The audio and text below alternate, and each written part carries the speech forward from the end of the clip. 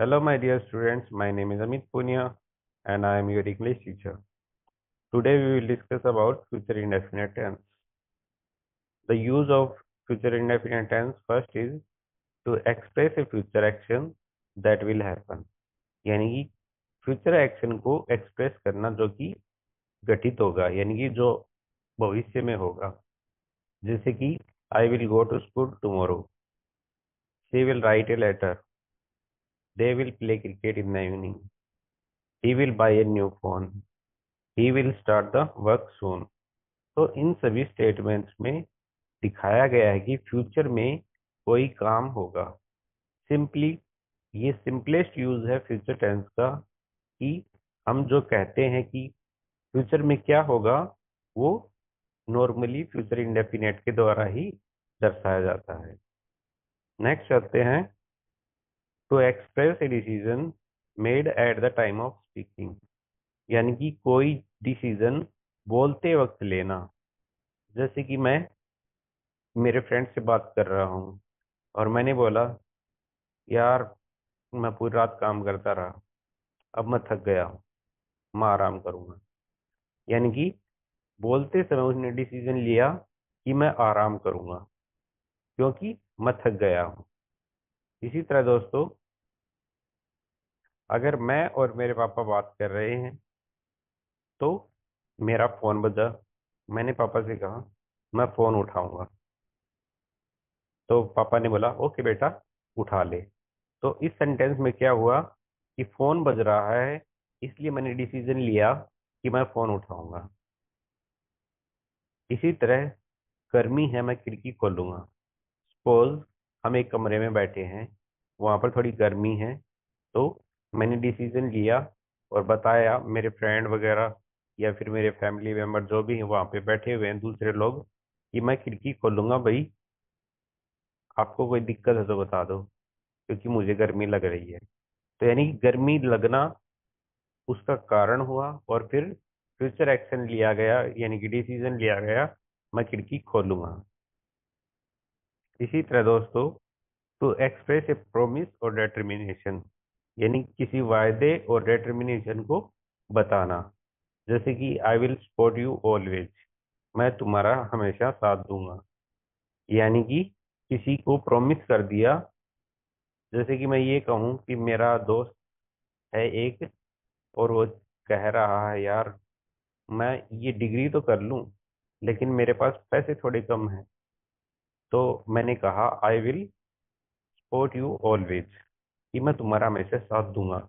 यानी कि तुम्हारा जो भी फीस में कम पड़ रहा है वो मैं दे देता हूँ और तुमसे वादा करता हूँ कि इस डिग्री के होने तक मैं तुम्हारा साथ दूंगा. क्योंकि ये एक वादे की तरह हुआ, इसलिए हम इसे फ्यूचर इंडेफिनेट में दर्शाएंगे. इसी तरह अगला, वह तुम्हारा राज नहीं बताएगी. यानी कि उसने तुमसे वादा कर दिया या वो पक्की है अपने प्रॉमिस की कि वह तुम्हारा सीक्रेट किसी को नहीं बताएगी. हम काम समय पर पूरा करेंगे. जैसे कि कंस्ट्रक्शन चल रहा है और वहाँ इंजीनियर ने पूछा कि काम कब तक पूरा हो जाएगा. तो उन्होंने कहा है हम काम समय पे पूरा कर देंगे.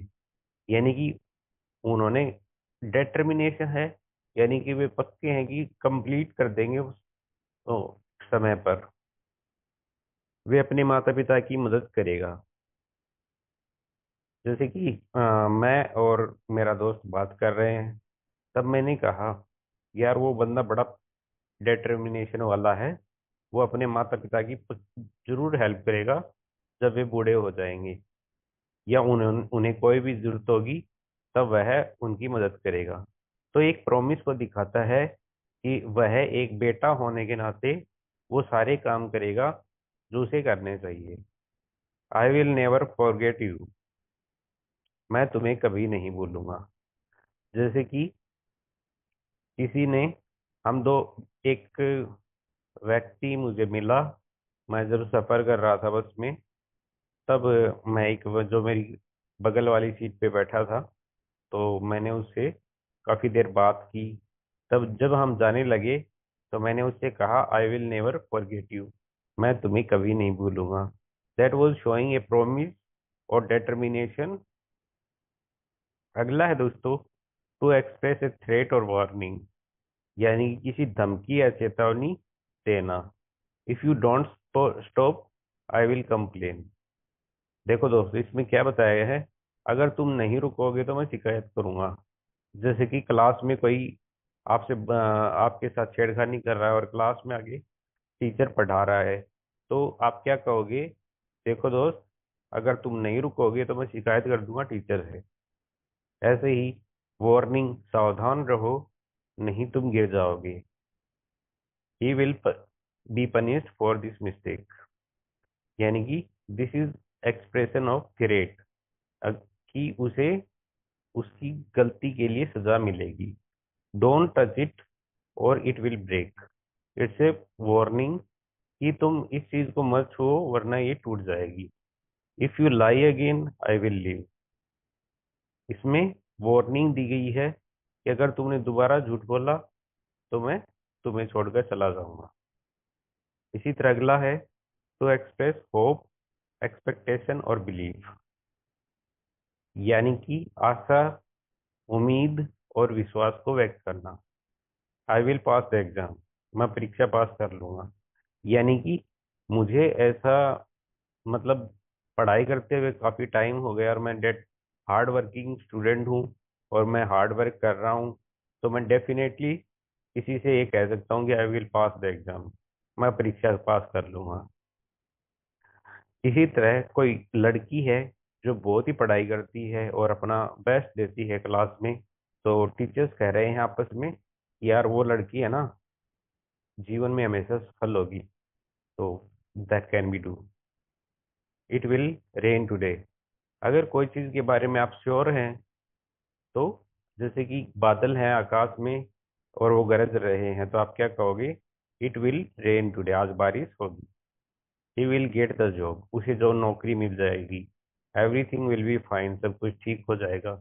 Everything is showing that hope, expectation और बिलीफ, यानी कि आशा, उम्मीद और विश्वास। अगला है दोस्तों टू एक्सप्रेस रिक्वेस्ट और ऑर्डर।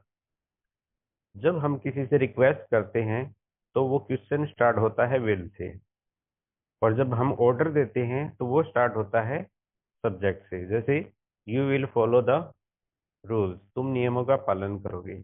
यानी कि हम किसी को कह रहे हैं कि तुम्हें ये ऑर्डर फॉलो करना पड़ेगा।